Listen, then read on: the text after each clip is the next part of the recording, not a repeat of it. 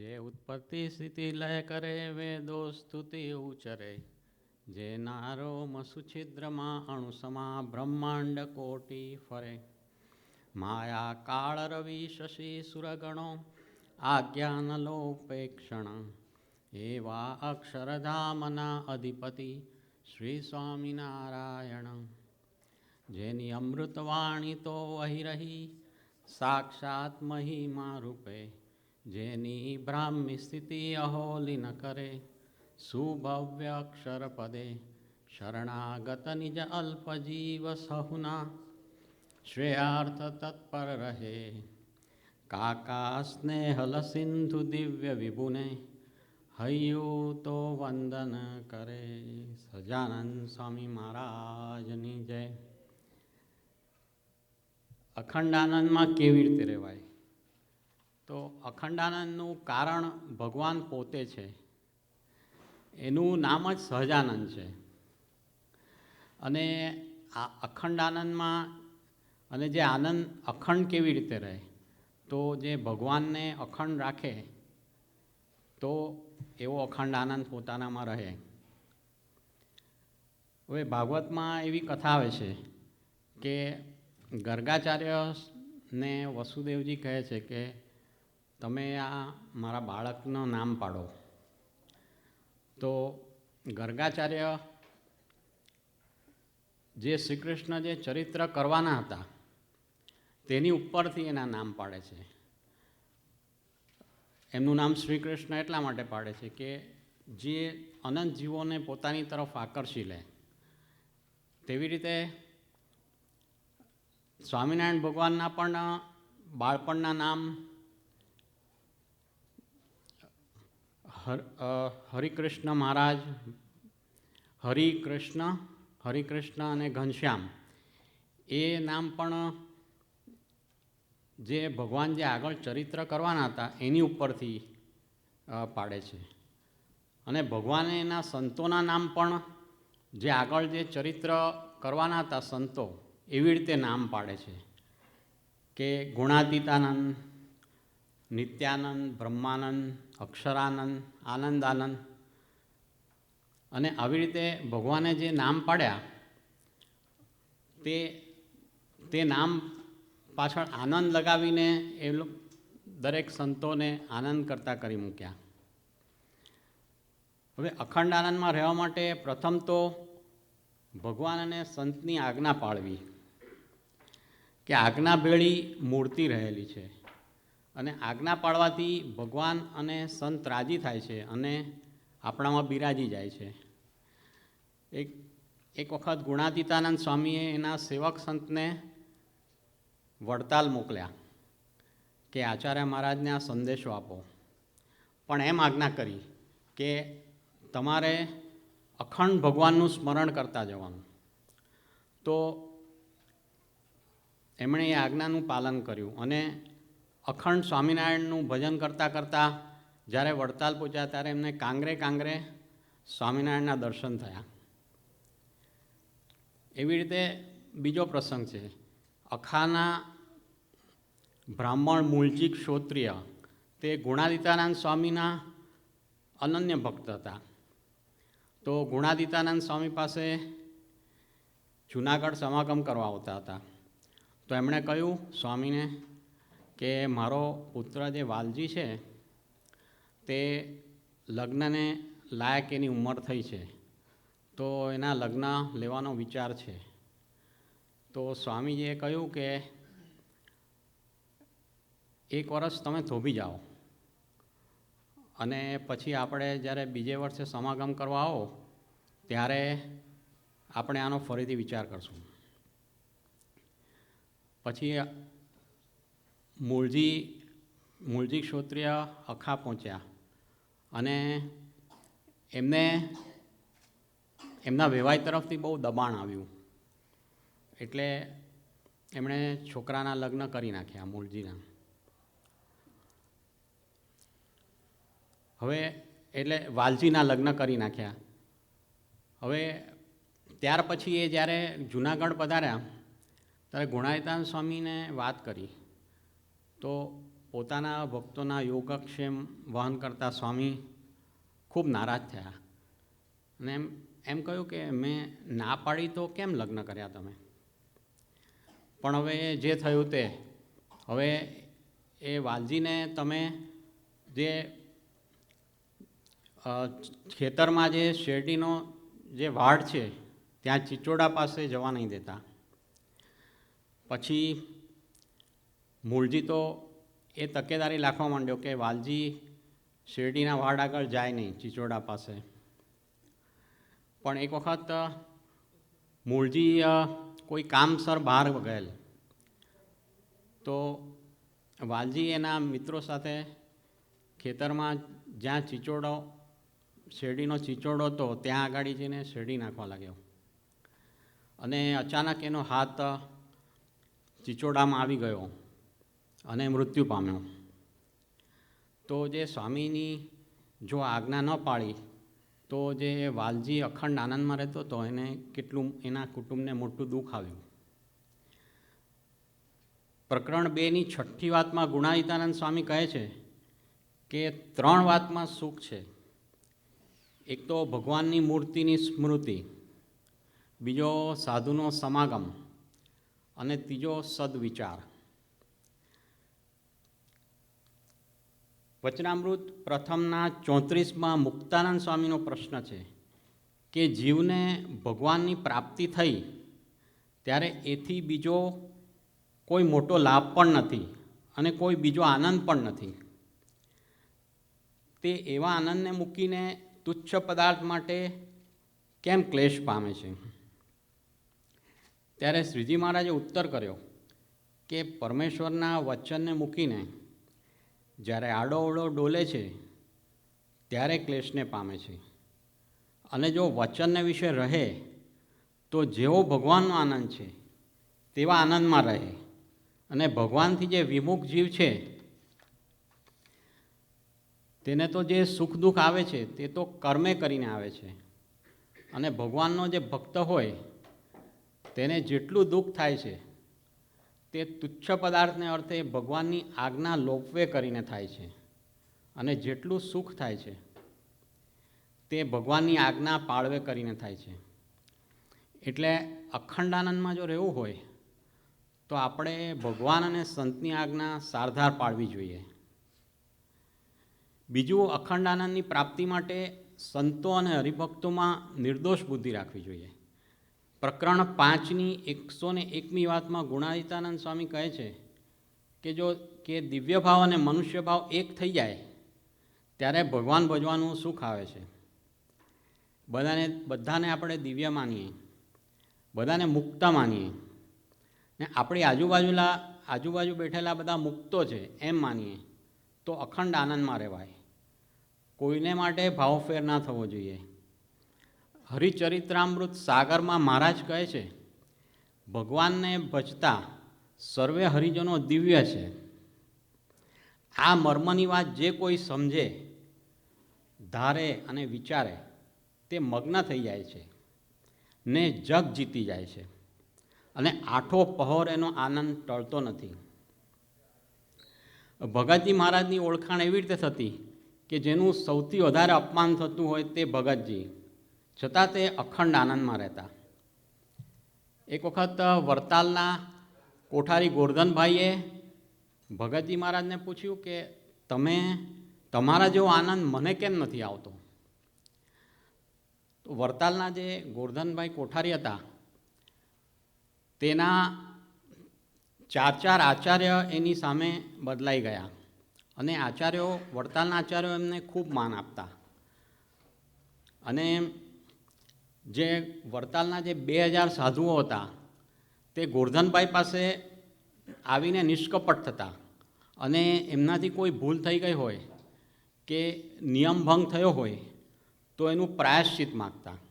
એવા એ પવિત્ર કોઠારી હતા.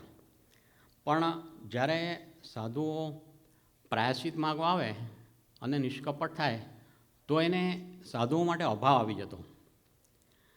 તો ભગતજી મહારાજે એ જ અંતર્યામીપણે કરીને કહ્યું કે કોઠારી, તમે જો આ સાધુઓને બ્રહ્મની મૂર્તિ માનો અને એને માટે કોઈ અભાવ ગુણ ના આવવા દો તો તમને અખંડ આનંદ રહે. એક વખત ભગતજી માના ભક્તને આસને બેઠા હતા. તો માના ભક્તએ ભગતજી મહારાજને શિખામણ આપતા કહ્યું કે થોડા દિવસ જીવવું અને આ તમારા બાબુલા જેવા શિષ્યોમાં બંધાતા નહીં તો સૌને ધામમાં લઈ જવા પડશે.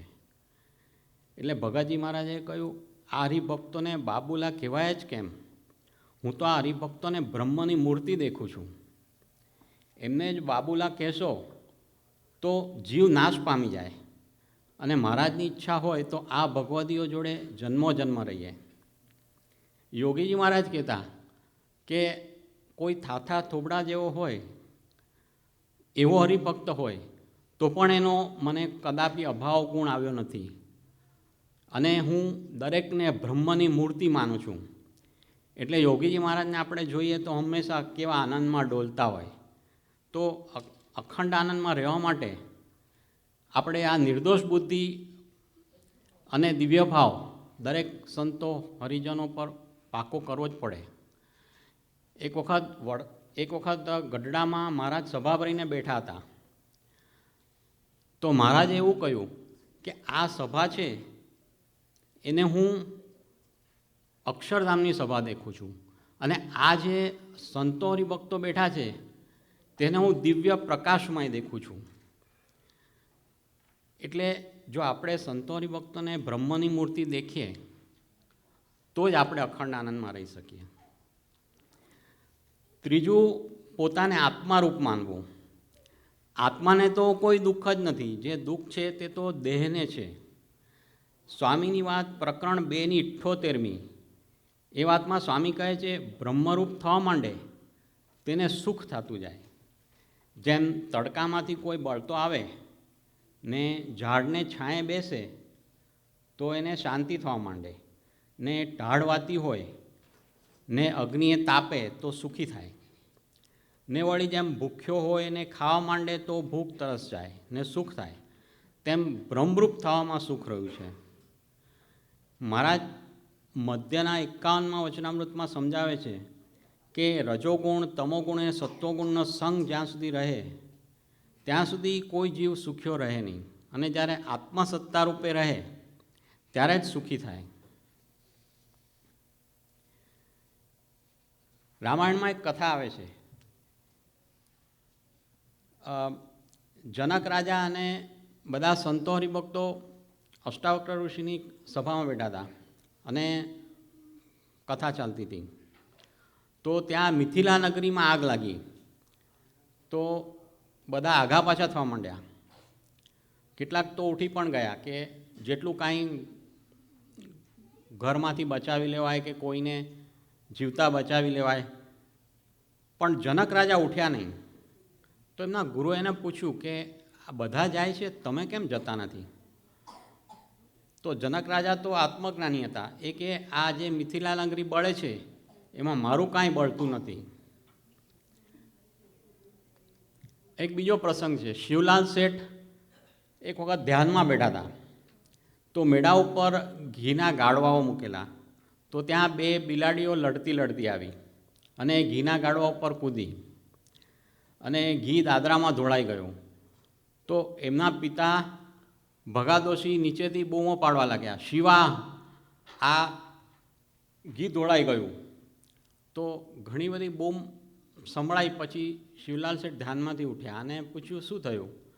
તો કે આ ઘી ઢોળાઈ ગયું.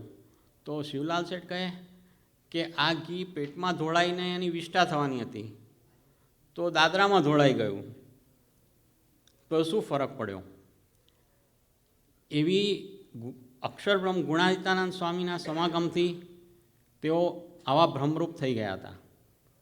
એટલે ત્રીજું એ કે આપણે જો દેહભાવમાંથી આત્મભાવમાં આવીએ ને બ્રહ્મભાવમાં આવીએ તો આપણે અખંડ આનંદમાં રહી શકીએ. ચોથું, ભગવાન અને સાધુનું મહાત્મ્ય સમજવું. ભગવાન ગોલોક, વૈકુંઠ, શ્વેતદ્વીપ અને અનંત કોટી બ્રહ્માંડના પતિ અને બ્રહ્માદિક એ સર્વેના સ્વામી, તે પુરુષોત્તમ ભગવાન મને પ્રત્યક્ષ પ્રમાણ મળ્યા છે અને મારા આત્માને વિશે અખંડ વિરાજમાન છે. જો આવું સમજે તો એનો અંતરનો આનંદ કદાપી જતો નથી. મહારાજે પ્રથમના 27માં ભગવાનનું મહાત્મ્ય સમજાવ્યું કે આ પૃથ્વી જેની રાખી સ્થિર રહી છે અને ડોલાવી ડોલે છે, તથા આ તારામંડળ જેનું રાખ્યું અધર રહ્યું છે, જેના વરસાવ્યા મેઘ વરસે છે અને જેની આજ્ઞાએ કરીને સૂર્યચંદ્ર ઉદય અસ્તપણાને પામે છે, ચંદ્રમાની કળા વધે ઘટે છે અને પાળ વિનાનો સમુદ્ર જેની મર્યાદામાં રહે છે, અને આકાશને વિશે જળ અધર રહ્યું છે. આવા જે અનંત ઐશ્વર્યો તે મને મળ્યા એવા ભગવાન એના જ કર્યા થાય છે. પ્રથમના 37માં મહારાજ સંતનું મહાત્મ્ય સમજાવે છે. સંતને મહારાજે 11 પદવી આપી છે કે તેને માટે કાળ, કર્મ અને માયાનો હુકમ નથી. તેના પગની રજને તો અમે પણ માથે ચડાવીએ છીએ. તેને દુખવતા થકા મનમાં બીએ છીએ. તેના દર્શનને પણ ઈચ્છીએ છીએ. તેનું દર્શન તો ભગવાનના દર્શન તુલ્ય છે. તેના દર્શને કરીને અનંત પતિજીવોનો ઉદ્ધાર થાય છે અને એ સંત તો જગતના આધારરૂપ છે. આવું ભગવાન અને સંતનું મહાત્મ્ય જે સમજે તેનો આનંદ ક્યારેય ખૂટતો નથી. સારંગપુરના પહેલા વચનામૃતમાં મહારાજ કહે છે, ભગવાનનું એક નિમેષનું દર્શન તે ઉપર અનંત કોટી બ્રહ્માંડના જે વિષય સુખ છે તે સર્વેને વારી ફેરીને નાખી દઈએ અને ભગવાનના એક રોમમાં જેટલું સુખ રહેલું છે તેટલું સુખ જો અનંત કોટી બ્રહ્માંડના વિષય સુખો ભેળા કરીએ એ પણ એના કોટીના ભાગની બરોબર થાય નહીં. યોગીજી મહારાજ હંમેશા કેફમાં રહેતા અને આનંદમાં ડોલતા. યોગીજી મહારાજ એક કથા કહે છે કે એક દરબાર હતો, તેની પાસે એક ગામ હતું અને એ ત્યાંનો રાજા જે હતો તે ભાવનગર નરેશ વજયસિંહ હતો. તો એમણે જે બધા નાના નાના એના પરગણાના દરબારો એને બોલાવ્યા અને આ એક ગામનો દરબાર પણ ગયો. પછી બધા દરબારો બેઠા હતા ને વજયસિંહ બાપુ પણ બેઠા હતા. પછી એવો રિવાજ હતો કે હુક્કો ફેરવે. પછી વજયસિંહ બાપુએ એક હુક્કોની એ ચિલમ મારી. પછી જેને સૌથી વધારે ગામો હતા એનો પછી બીજો નંબર આવ્યો. પછી એના પછી ઓછા ગામ, એમ કરતાં જે એક ગામનો દરબાર હતો તેણે પણ હુક્કો માર્યો. તો એને એટલો કેફ ચડી ગયો, અરે મેં વજયસિંહ દરબારનો હુક્કો લીધો. પછી એના ગામમાં ગયો. તે નાચતો જાય, કૂદતો જાય અને બધાને મારતો પણ જાય ને કે મેં વજયસિંહ દરબારનો હુક્કો લીધો. તો એટલો બધો એને કેફ ચડી ગયો. તો આપણને જો આવા મોટા ભગવાન અને સંત જે મળ્યા છે એનો આવો કેફ ચડી જાય તો હંમેશા નિરંતર આનંદ રહે. તો આપણે આવો કેફ હોવો જોઈએ કે આપણને કેવા ભગવાન અને સંત મળ્યા છે. પાંચમું, જો ભગવાનને સર્વ કરતા માનીએ તો અખંડ આનંદમાં રહેવાય. આપણે વિચાર કરીએ કે આણે મારું ખરાબ કર્યું કે આને લીધે મારે આટલું સહન કરવું પડે છે તો આપણે દુઃખી થઈએ. પણ જો મહારાજને સર્વ કરતા માનીએ તો આપણે અખંડ આનંદમાં રહી શકીએ. મહારાજ પ્રથમના 37માં કહે છે કે એ ભગવાન વિના જગતનો બીજો કોઈ કરતા છે નહીં અને ભગવાન વિના સૂકું પાંદડું પણ ફરવાને સમર્થ નથી. ને કારેણીના 10મા વચનામૃતમાં મહારાજ કહે છે કે પ્રગટ પ્રમાણ એવા જે શ્રી કૃષ્ણ નારાયણ છે તેનું જ કર્યું સર્વે થાય છે, પણ કાળ, કર્મ અને માયાનું કર્યું થતું નથી.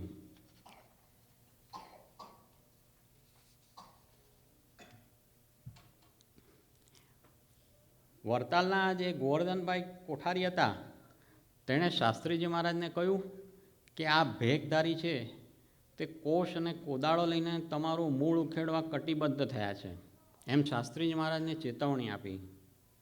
પછી તો શાસ્ત્રીજી મહારાજને ઝેર આપવામાં આવ્યું અને જીવતા ચૂલામાં ફેંકી દેવાના પણ પ્રયાસો થયા. ત્યારે હરિભક્તોએ કહ્યું કે શાસ્ત્રીજી મહારાજ આપણે વડતાલ છોડી દેવું જોઈએ, કારણ કે આ લોકો તો જાન લેવા પર તોલાઈ ગયા છે.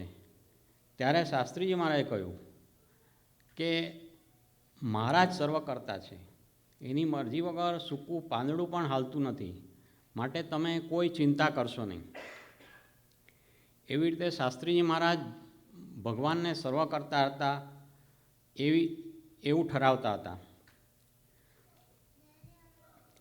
ભગતજી મહારાજ જ્યારે ચૂનો કાલવવાની સેવા કરતા હતા ત્યારે ભગતજી મહારાજ પર 5-5 મણના ચૂનાના કોથળા ફેંકતા હતા, એમ કે છો મરી જાય. ત્યારે બીજા લોકોને દયા આવતી અને તેઓ કહેતા તમે સ્વામીને કેમ વાત નથી કરતા? ત્યારે ભગતજી મહારાજ કહે કે સ્વામી જેમાં રહીને મારી કસોટી કરે છે. મહારાજ અને સ્વામી હોય તો મારો કોઈ વાળ વાંકો કરી શકે એમ નથી. એમ મહારાજ અને સ્વામીને ભગતજી મહારાજ સર્વ કરતા માનતા. જે વડતાલના કોઠારી ગોવર્ધનભાઈ હતા, તેણે એમ નક્કી કર્યું હતું કે હું જીવું ત્યાં સુધી મારી હયાતીમાં આ અક્ષર પુરુષોત્તમ, આપણે જે અક્ષર પુરુષોત્તમ મહારાજની જે ઉપાસના કરીએ છીએ તે અક્ષર પુરુષોત્તમ મહારાજને હું જીવતો હોઉં ત્યાં સુધી હું પધરાવા નહીં દઉં. ગુણાતીતાનંદ સ્વામીના જે શિષ્યો હતા, બાળ મુકુંદાનંદ સ્વામી અને બીજા, તેમને ગોંડલમાં અક્ષર પુરુષોત્તમ મહારાજ પધરાવાતા કે મહારાજ જોડે સ્વામીની જોટે મોડથી પધરાવીને અમે ઉપાસના કરીએ. પણ આ ગોવર્ધનભાઈ કોઠારીએ એમ થવા નહીં દીધું અને જેણે પ્રયત્નો કર્યા કે અક્ષર પુરુષોત્તમ મહારાજ પધરાવીએ, આ કોઠારી એને પધરાવા દેતા નહોતા અને પોતાની સત્તાનો ઉપયોગ કરતા હતા. અને એમણે કહ્યું કે મારી હયાતીમાં તો અક્ષર પુરુષોત્તમ મહારાજને નહીં જ બેસવા દઉં.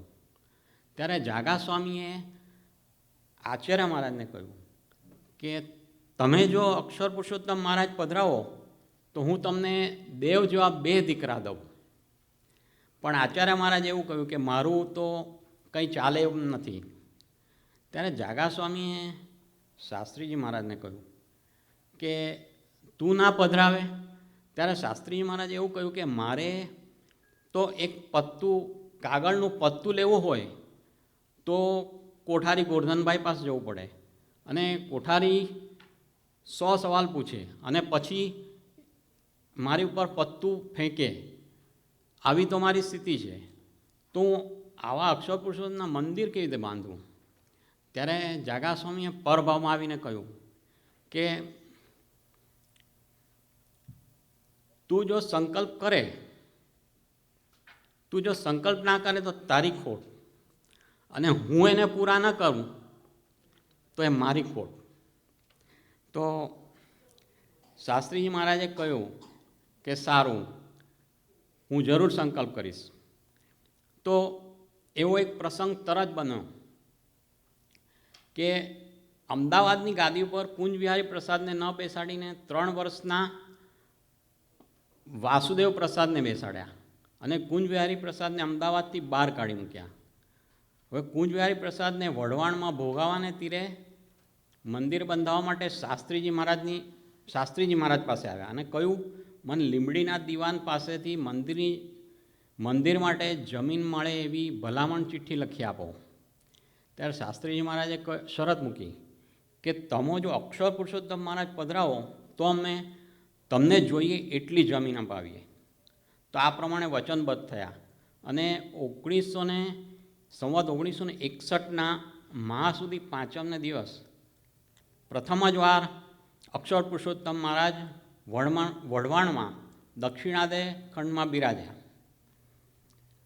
હવે આ જે શાસ્ત્રીજી મહારાજે આ અક્ષર પુરુષોત્તમ મહારાજની જે સ્થાપના આવી રીતે કરાવી તે કોઠારી ગોવર્ધનભાઈનું જે અહમ હતું તે તોડવા માટે કરાવી. તો એ તાર લઈને સીધા કોઠારી ગોવર્ધનભાઈ પાસે ગયા.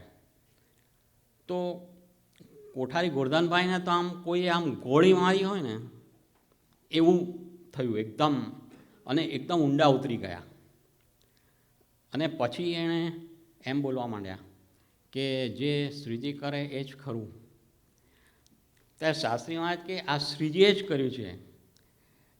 અને શ્રીજી મહારાજને સર્વ કરતા ઠરાવવા માંડ્યા. ત્યારે ગોવર્ધનભાઈ કે તું જતો રહે અહીંયાથી. ત્યારે શાસ્ત્રી મહારાજ કે આ શ્રીજી મહારાજે જ કર્યું છે અને આગળ પણ જોજો કેટલા બધા મંદિરો બનશે.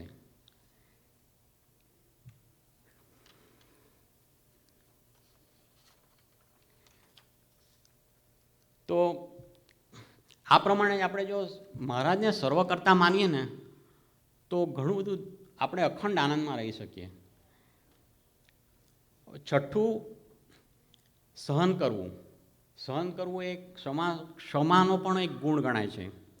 યોગી ગીતામાં યોગીજી મહારાજ કહે છે સહન શક્તિ એ જબરો ગુણ છે. ક્ષમા કરવાથી પોતાના હૈયામાં શાંતિ અખંડ આપે છે અને આનંદના ફુવારા છૂટે છે અને મોટા જીવમાંથી રાજી થાય છે. મહારાજથી માંડીને આપણા ગુણાતીત પુરુષોએ ઘણું સહન કર્યું છે. મહારાજના એક હરિભક્ત હતા આણંદના. તો મહારાજને વિનંતી કરવા માંડ્યા કે આણંદ મારે ઘેર પધારો. મહારાજે ના પાડી. મહારાજ કે ત્યાં કોઈ સત્સંગી નથી અને ત્યાં વિરોધીઓ પણ ઘણા છે. પણ હરિભક્ત વિનંતી કરતા જ રહ્યા. પછી મહારાજે કહ્યું સારું અમે પધારશું. પછી મહારાજ સંતો હરિભક્તો અને કાઠી દરબારોને લઈને આણંદ ગયા. તો ત્યાં વિરોધીઓએ ત્યાં કાંકરા ને પથ્થર અને છાણ અને ધૂળ ને બધું નાખવા માંડ્યું અને ખૂબ અપમાન કર્યું. પછી મહારાજ ત્યાં આણંદની બહાર તળાવ આગળ નાહ્યા અને મહારાજ સંતો હરિભક્તો બધા નાહ્યા. હવે આજે કાંકરા ને બધું નાખતા હતા ને તો દરબારોએ તલવાર કાઢી. મહારાજે કીધું કે તમે છે ને તલવાર મ્યાનમાં નાખી દો, આપણે કાંઈ આવું કરવું નથી. પછી જ્યારે મહારાજ સભા ભરીને બેઠા ને ત્યારે દરબારોને પૂછવા માંડ્યા આપણે કેવી જીત કરી. દરબારોએ કીધું શું જીત કરી મહારાજ, અમારું તો નાક કપાઈ ગયું. એટલે મહારાજે કહ્યું. પછી મહારાજે સભા આગળ ચલાવી. એટલી વારમાં આણંદથી તેના મુખી અને મોટેરાઓ અને હરિભક્તો આવ્યા અને મહારાજની માફી માંગવા લાગ્યા. અને પછી વાજતે ગાજતે મહારાજને આણંદમાં પધરાવ્યા. એવો એક બીજો પ્રસંગ છે ગુણાતીતાનંદ સ્વામીનો. ગુણાતીતાનંદ સ્વામી જ્યારે શરૂમાં છે ને કૃપાનંદ સ્વામીના મંડળમાં હતા. તો કૃપાનંદ સ્વામીની આજ્ઞામાં રહેતા હતા. તો એ જે કૃપાનંદ સ્વામીનું મંડળ છે ને તે જૂના સાવર ગામમાં આવ્યું. તો ત્યાંનો જે દરબાર હતો ઉગો ખુમાણ એ સ્વામિનારાયણનો બહુ દ્વેષી હતો. સંતોને આવતા જોયા ને એટલે એણે એમના માણસોને કહ્યું કે તમે આ સંતોને, આ છોકરાઓ નાના છોકરાઓ છે બધા, એને ભેગા કરો અને ત્યાં ધૂળ કાંકરા છાણ બધું નખાવો સંતો ઉપર અને તમે એ લોકોને એવો માર મારો કે પાછા અહીંયા પગ ના મૂકે. તો જેવા સંતો આવ્યા તે છોકરાઓએ કાંકરા અને છાણ અને પથ્થર ને બધું મારવા માંડ્યું. અને એટલાથી ઓછું નહીં થયું, ત્યાં ઉગા કુંવારના માણસોએ સંતોને મારવા માંડ્યા. પછી સંતો તો કાંઈ બોલ્યા નહીં અને કોઈના મનમાં બુરો વિચાર પણ લાવ્યા નહીં. અને પછી બહાર નદી કિનારે ઝાડ આગળ આવીને બેઠા. તો ત્યાં જે આવતા જતા માણસો એવું બોલવા માંડ્યા કે અરે આ દરબાર કેટલો નિર્દય છે, આ સાધુઓનું આવું અપમાન કર્યું, માર માર્યો, તો ભગવાન એને દીકરો ક્યાંથી આપે. ત્યારે ગુણાતીતાનંદ સ્વામીએ આ સાંભળ્યું. ત્યારે એમને એમ વિચાર્યો કે આ દરબારનો દ્વેષ છે ને અણસમજણનો છે. તો આપણે જો પ્રાર્થના કરીએ મહારાજને અને જો એને દીકરો થાય તો આપણને સત્સંગી થાય અને દરબારમાં ઉતારે. તો આ વાત એમણે કૃપાનંદ સ્વામીને કરી. તો કૃપાનંદ સ્વામી કે વાહ વાહ નિર્ગુણાનંદ, તમે માર પણ ખાધો, એનું બુરું પણ નથી ઈચ્છતા અને પાછું એનું આવી રીતે ભલું ઈચ્છો છો. એટલે આપણે શિક્ષાપત્રીમાં પણ આ એક શ્લોક પાછળથી લખ્યો જ મહારાજે કે સંતોએ જો કોઈ માર મારે તો એ સહન જ કરવું અને એનું પાછું ઉપરથી ભલું ઈચ્છવું. એટલે આ તો મહારાજે પાછળથી લખ્યું, પણ આ ગુણાતીતાનંદ સ્વામી તો વર્તીને બતાવ્યું. ત્યારે કૃપાનંદ સ્વામીએ ગુણાતીતાનંદ સ્વામીની સાધુતાની બહુ જ પ્રશંસા કરી. ત્યાર પછી કૃપાનંદ સ્વામી, ગુણાતીતાનંદ સ્વામીને બધા સંતોએ મહારાજને પ્રાર્થના કરી અને દરબારને પછી ત્યાં દીકરો પણ થાય છે અને સત્સંગી થાય છે અને એ મહારાજને અને એટલે મહારાજના સંતોને ઉતારો પણ આપે છે.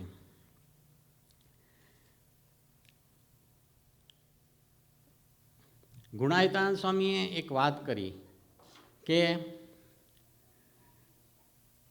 4 વાત જીવનું જીવન છે: આજ્ઞા, ઉપાસના, એકાંતિકમાં પ્રીતિ અને સુહૃદ ભાવ. તો યોગીજી મહારાજે કહ્યું કે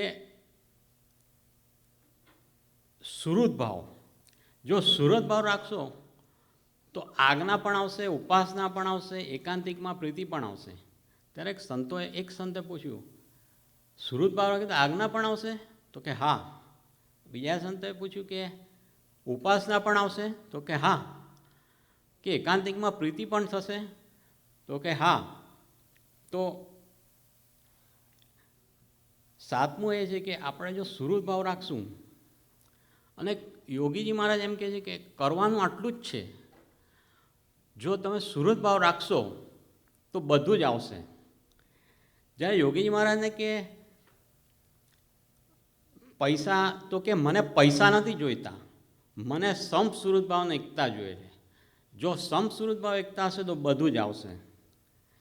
તો આપણે દિનકરભાઈ મહારાજને પ્રાર્થના કરીએ, કાકાજી મહારાજને પ્રાર્થના કરીએ કે આ પ્રમાણે આપણે આજ્ઞા પાળી શકીએ, સંતો હરિભક્તોમાં નિર્દોષ બુદ્ધિ રાખી શકીએ, પોતાને દેહરૂપ નહીં પણ આત્મારૂપ માનીએ ને ભગવાન અને સંતનું મહાત્મ્ય સમજીએ, ભગવાનને સર્વ કરતા માનીએ, સહન કરીએ એટલે ક્ષમા કરીએ, ફોરગિવનેસ, અને સંપ સુહૃદ ભાવ એકતા રાખીએ. તો આટલું જો આપણે પાળશું તો આપણે જરૂર અખંડ આનંદમાં રહી શકશું. તો આપણે દિનકરભાઈ મહારાજને અને કાકાજી મહારાજને એને પ્રાર્થના કરીએ કે અમે આ પ્રમાણે વર્તી શકીએ અને આ પ્રમાણે અખંડ આનંદમાં રહી શકીએ. સજાનંદ સ્વામી મહારાજની જય.